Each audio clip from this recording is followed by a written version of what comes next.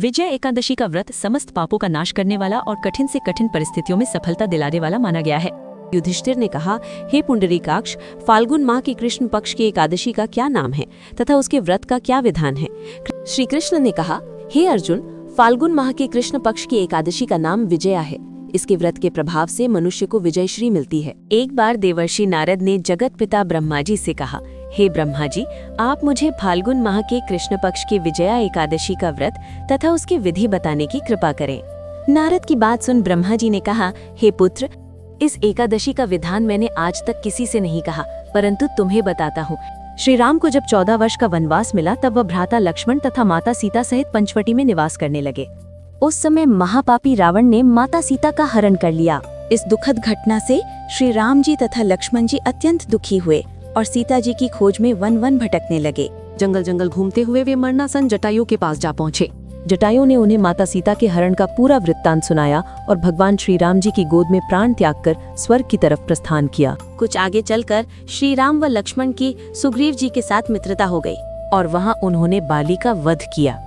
श्री राम भक्त हनुमान जी ने लंका में जाकर माता सीता का पता लगाया और माता से श्री राम जी तथा महाराज सुग्रीव की मित्रता का वर्णन सुनाया। वहां से लौटकर हनुमान जी श्री रामचंद्र जी के पास आए और अशोक वाटिका का सारा वृत्तांत कह सुनाया। सब हाल जानने के बाद श्री रामचंद्र जी ने सुग्रीव की सहमति से वानरों तथा भालुओं की सेना सहित लंका की तरफ प्रस्थान किया। समुद्र किनारे पहुंचने पर श्री राम जी ने विशाल समुद्र को घड़ियालों से भरा देखकर लक्ष्मण जी से कहा, हे लक्ष्मण, अनेक मगरमच्छों और जीवों से भरे इस विशाल समुद्र को कैसे पार करेंगे?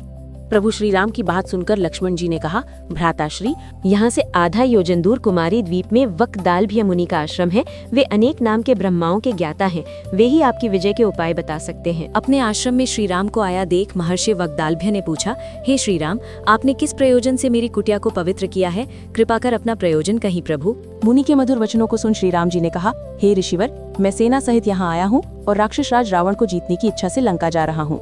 कृपा कर आप समुद्र को पार करने का कोई उपाय बताएं। आपके पास आने का मेरा यही प्रयोजन है।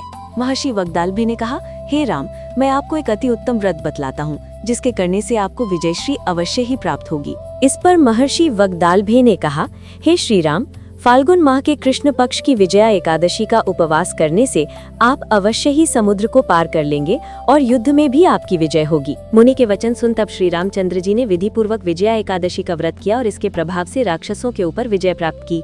हे युधिष्ठिर, जो मनुष्य इस व्रत को विधि विधान के साथ पूर्ण करेगा, उसकी दोनों लोकों में विजय होगी। यदि आपको वीडियो पसंद आया है तो कृपया लाइक, शेयर और सब्सक्राइब करें। धन्यवाद। जय हिंद, जय भारत।